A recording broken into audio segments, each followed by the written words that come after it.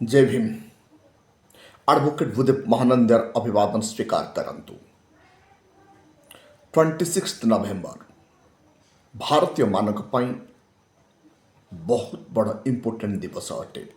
कौन आपण इलाका रे संविधान दिवस पालन करुछंती कि?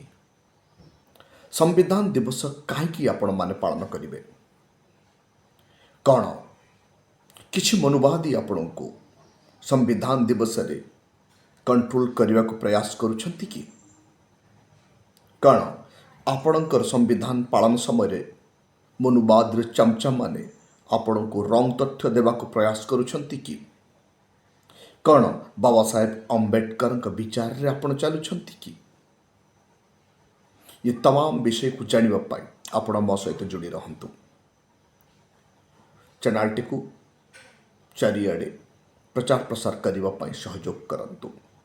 बेस किछि करिया दरकार ने आपण टिके लाइक करंतु, कमेंट करंतु एवं आपण को बंधु को शेयर करंतु ताकि बाबा साहेब को द्वारा लिखा जाइतबा संविधान समस्त पाखरे पहुंची पारू। 26 नवेम्बर एक महान दिवस। 26 नवेम्बर 1949 रे भारतर मसीहा आपणक मसीहा मोर मसीहा भारतर भाग्य विधाता डॉक्टर बाबा साहेब अम्बेडकर संविधान को अंगीकृत कराइथिले। भारत को नेशन पाई उत्सर्गित कर देइथिले संविधान। कहीं आमे संविधान दिवस पालन करवा? संविधान दिवस पालन करिवार तात्पर्यटा कौन? एथिपाई आमे संविधान दिवस पालन करवा समानता प्राप्त करने पाई। संविधान रो मूल बंधु थिला समस्त को समान आनिबा। भारत रे न धनी न गरीब न उच्च न नीच समस्ते समान रहिबे। समस्त को समान अधिकार मिलिबो, समस्त को समान न्याय मिलिबो। यह थिला भारत संविधान रो आर्टिकल 14। कौन आपण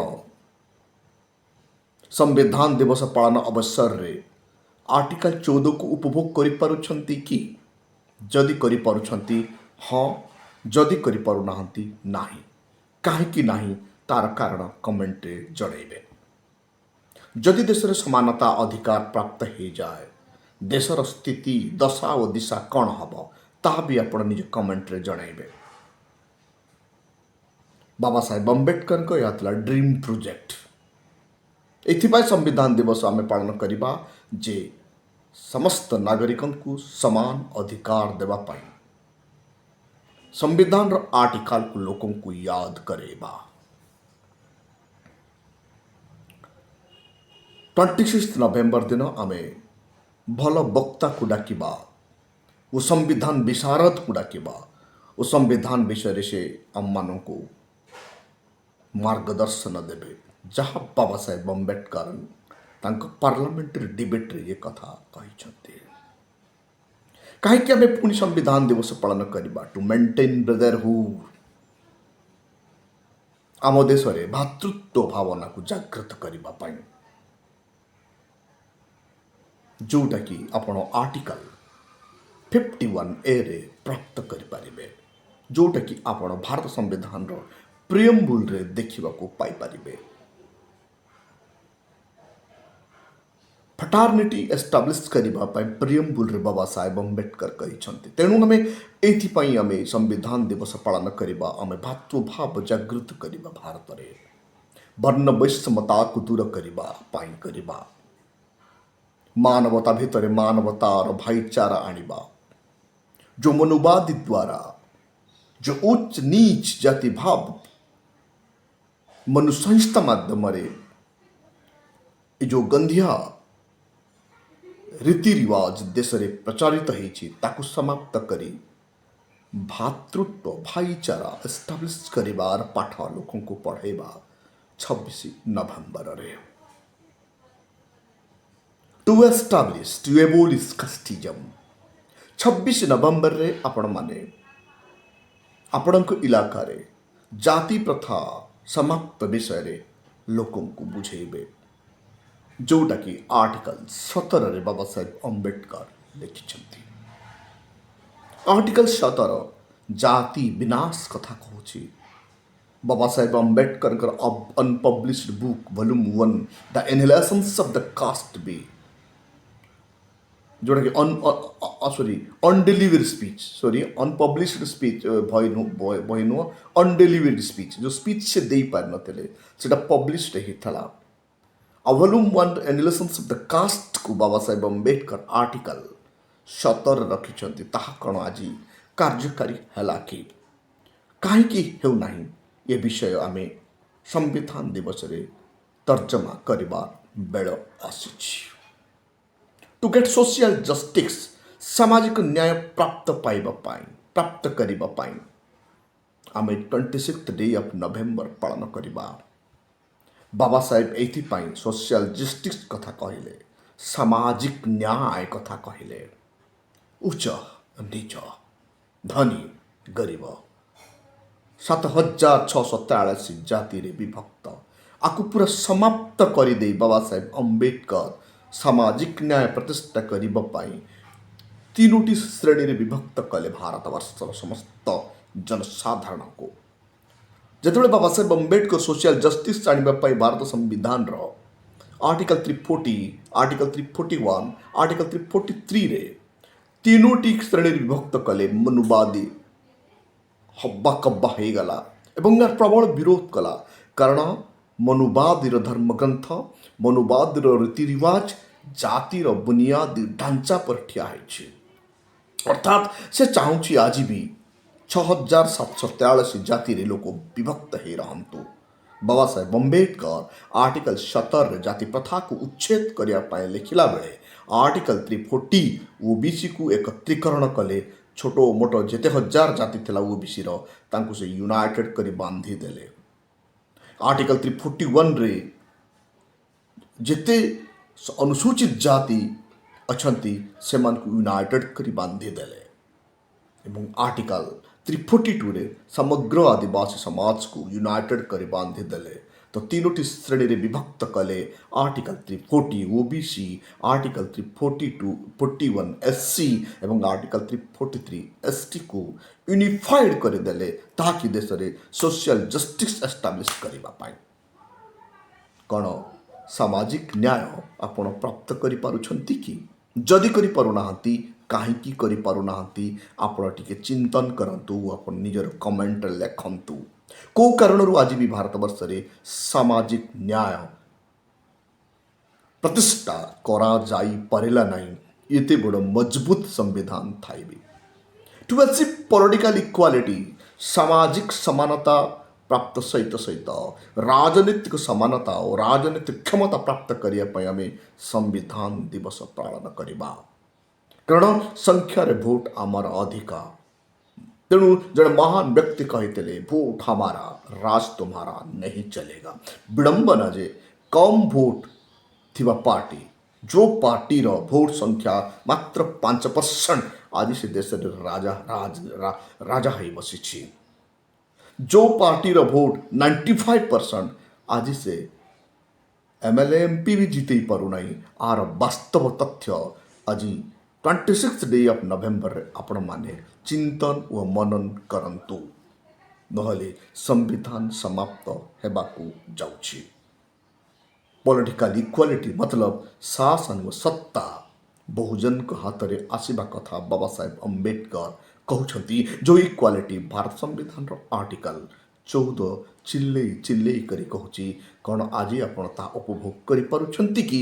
ଆପଣଙ୍କ କମେଣ୍ଟ ନିଶ୍ଚିତ କରିବେ। ଟୁ ଆଚିଭ୍ ଇକ୍ୱାଲ ଏଜୁକେସନ୍, ସମାନ ଶିକ୍ଷା ବ୍ୟବସ୍ଥା ପ୍ରାପ୍ତ କରିବା ପାଇଁ ବାବା ସାହେବ ଅମ୍ବେଦକର ଯେଉଁ ଆର୍ଟିକଲ 21ରେ କହିଛନ୍ତି, LKGରୁ PG ପର୍ଯ୍ୟନ୍ତ ଫ୍ରି ଆଣ୍ଡ କମ୍ପଲସରୀ ଏଜୁକେସନ୍, ତାହା ଆଜି କେଉଁ ଜାଗାରେ ପହଞ୍ଚିଛି? କ'ଣ ସରକାରୀ ସ୍କୁଲ, କଲେଜ ଓ ୟୁନିଭର୍ସିଟି ଆଜି ଠିକ୍ କଣ୍ଡିସନରେ ଅଛି? ନା ମନୁବାଦୀମାନେ ତାକୁ ତୋଡ଼ ମୋରୋଡ଼ କରି ପ୍ରାଇଭେଟ୍ ଇନଷ୍ଟିଟ୍ୟୁସନ୍ ଖଡ଼ା କରି ବିଜନେସ୍ କରୁଛନ୍ତି? ଆପଣ ଆପଣଙ୍କ କମେଣ୍ଟ ସୁନିଶ୍ଚିତ ଲେଖିବେ।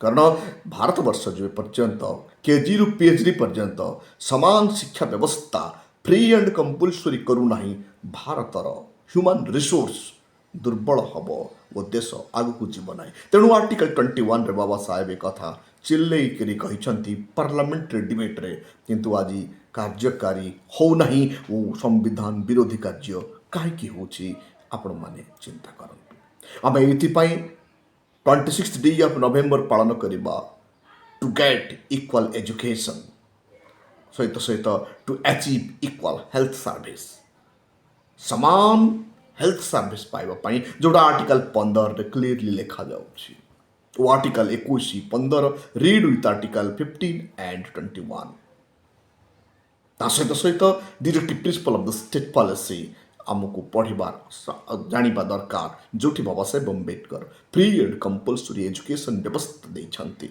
एवं free and compulsory health service देला बेले आज हेल्थ महंगा कर दिया जाइछि सरकारी हस्पिटाल को दुर्बल कर दिया जाई प्राइवेट हस्पिटाल खोला जाइछि एवं मनुष्यर शरीर को इकोनॉमी को शोषण करा जाउछि आम एथिपाई सरकार गढ़ी थाउ आमर धन और जीवन को सुरक्षा देबा पाई किंतु बड़ विडंबना जे संविधान को वायोलेशन करी सरकार चलुछि कौन आपण फ्री हेल्थ सिस्टम पाई पारुछंती आपण kidney operation heart operation liver operation तमाम डिजीज हेले सरकार आपण को फ्री एंड कंपलसरी हेल्थ दउछि कि जदि दउछि निश्चित भावे आपण कमेंट रे लिखिबे कौन आपण free and compulsory education KG रु पीएचडी पर्यंत पाई पारुछंती कि इक्वल स्टेटस रे इक्वल वे रे ताहा निश्चित भावे कमेंट करेंगे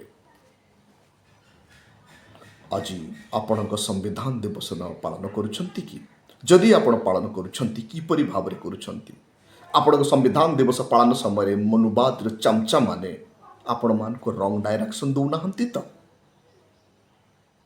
कौन किसी मनुवाद चमचा आपण को पैसा दौरान कि 26 डे ऑफ नवेम्बर पालन करने जदि दौरान सतर्कतार सह चिंता करंतु निजर ताकत रे निजर पुंजी रे निज पैसा रे टंकाटी चंदा करी प्रति गाँ गहली रे संविधान दिवस पालन करिबार आवश्यकता आसीची कारण संविधान ही आम मानकर जीवन को बंचेब आगामी दिन रे अन्य कौन सी ग्रंथ आमको मुक्ति दब नहीं बा आमर सुरक्षा करि परिबो नहीं कौन आपण बाबा साहेब अम्बेडकर विचार जानिछंती कि जदि जानी नाहंती 26 डे ऑफ नवेम्बर रे बाबा साहेब रे विचार को मनन करंतु मंथन करंतु और जानंतु जड़े सुवक्ता को डाकंतु वो से दिन सारा आपण बाबा साहेब का विचार को अध्ययन करंतु जोटा कि पृथ्वी सबुठू नोबेल थॉट बोली कहा जाए बाबा साहेब कर विचार को जदि आपण बाबा साहेब अम्बेडकर को विचार जानुछंती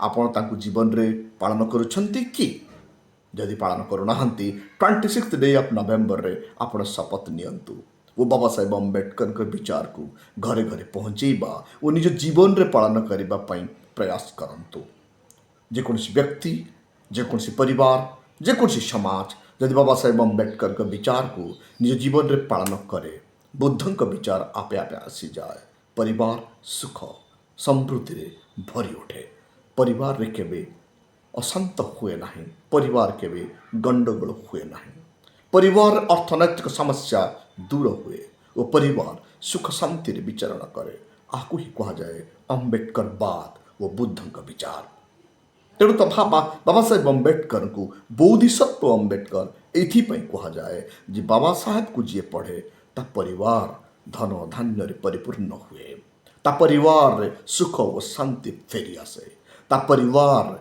शिक्षार दीक्षार अभाव न थाए एवं समृद्धि परिवार हुए एवं जीवन रे सुख ही सुख प्राप्त हुए तेणु आपण जदि बाबा साहेब विचार को जानिछंती ताहा जीवन रे उतारंतु एवं आपण पड़ोसी को भी बाबा साहेब का विचार रे चलने उत्साह करंतु ताकि गरीब मिटी जाओ भूखमरी मिटी जाओ अभाव दूर हो परिवार शांत जीवन बीतु परिवार रे गंडगोल न हो यह ही अम्बेडकर विचार तेणु आपण मान समस्त को संविधान दिवस उपलक्षे मोर हार्दिक शुभकामना तेणु आपण माने 26 डे ऑफ नवेम्बर निश्चित भावे धूमधाम रे पालन करंतु गली कंदी रे बाबा साहेब को याद करंतु थैंक यू।